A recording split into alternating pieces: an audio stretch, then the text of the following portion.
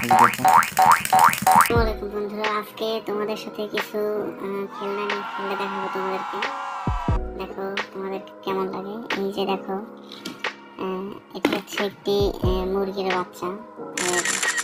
এর বিশেষত্ব হচ্ছে এটি কিন্তু হাঁটতে পারে।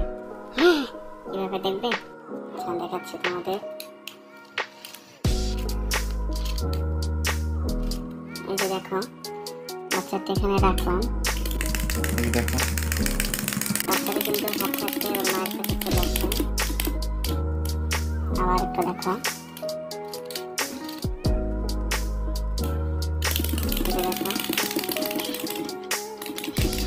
একজন মার কাছে মুরগি চলে আসছে।